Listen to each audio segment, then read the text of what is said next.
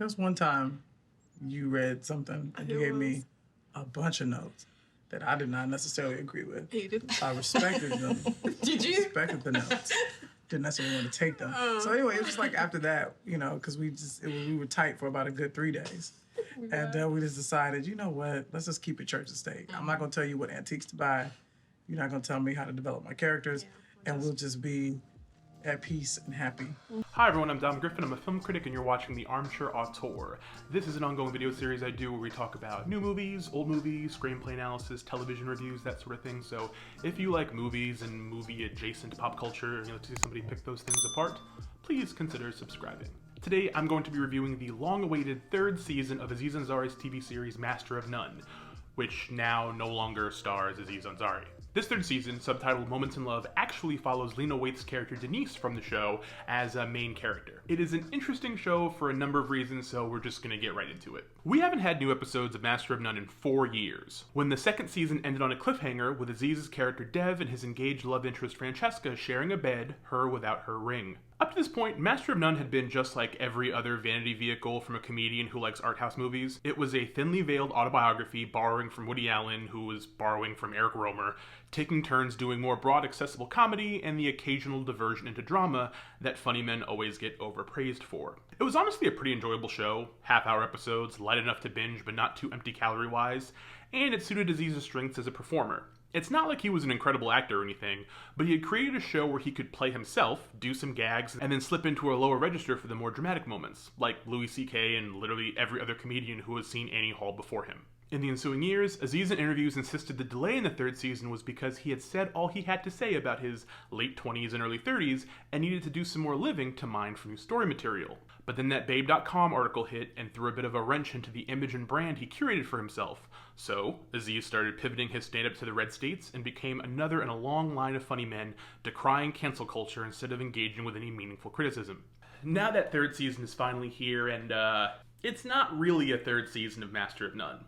It's barely even a television series. Aziz directed all 5 episodes and shows up as Dev twice, but the show is shifted to be about Lena Waithe's Denise, a supporting character from the first 2 seasons who was a real breakout, particularly in the Thanksgiving episode her and Aziz won so many awards for. Following Denise instead of Dev would be a smart and interesting decision for the show as a way to distance the series from Aziz's PR troubles, even if everyone involved insists that's not why they did it. It would be a good way to capitalize on Lena's growing star power and make up for the fact that they probably ran the show's initial ideas into the ground and wouldn't have anything new for Dev to do anyway. All of that would honestly be fine if the show even remotely resembled what came before it. Shot entirely on grainy 16mm and a 4:3 aspect ratio, Moments in Love feels like its own spin-off project that's related to Master of None tangentially at best.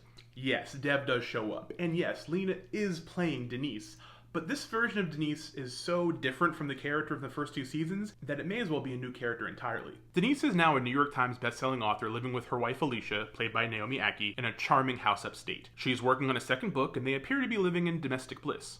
That is, until Dev and his partner show up, not Francesca, and we find out they've been living with his parents because his acting career didn't pan out. Yeah, I guess I didn't mention it because, whatever, yeah, we're just there for a couple months. It is mighty cozy. The 4 of us living in that little house.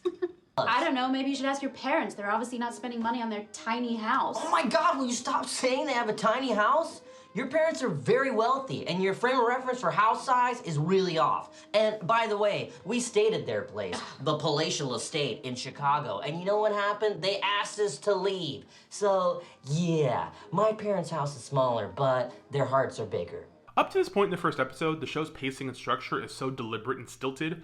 Long takes, detached compositions, but once Dev and his girl begin awkwardly arguing, the show briefly comes alive, before their conflict poisons Denise and Alicia's status quo, bringing to the fore all the repressed issues they'd been ignoring. Every time a couple argues in front of us, you think it's contagious. I'm fine. Okay, and now your voice is going up 8 octaves. Okay. I don't believe you. I have to get into some spoilers about the show because there is so little to the show that to discuss it without plot specifics would be really strange. So you've been warned. So in very quick order, the show shifts to them deciding to have a baby, against Denise's true inner wishes, with the help of a friend, then that pregnancy ending in a miscarriage, the duo cheating on each other, and getting divorced. So it's basically an episode of them being together and complacent, an episode where everything falls apart, an episode of Denise's fallout, an episode of Alicia's fallout, and then a finale set in the future where they're both remarried but are having an affair with one another. A genuinely fascinating episode, even if it doesn't fully work. The problem with this show is that it's not necessarily bad, per se. I mean, it is really boring and sparsely humorous and pretty pretentious. But if this was a little streamlined, there's enough material here for a pretty interesting standalone feature film, something in no way related to Master of None that would probably work better as a story. Instead, it feels like this vestigial tale everyone involved is pretending is not the result of Aziz's Q rating shift.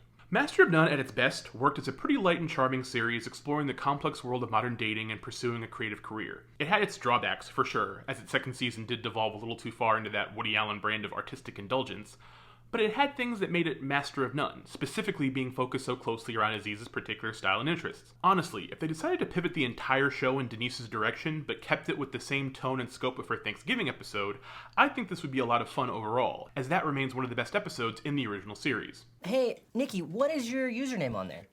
Nipples and Toes 23.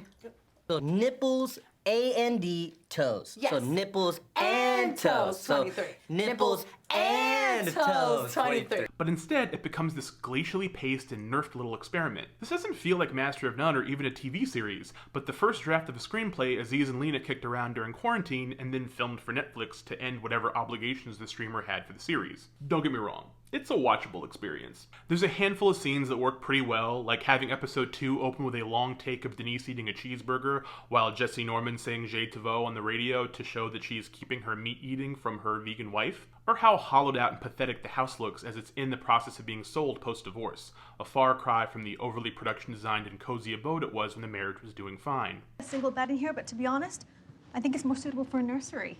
Oh, Stephen, a nursery?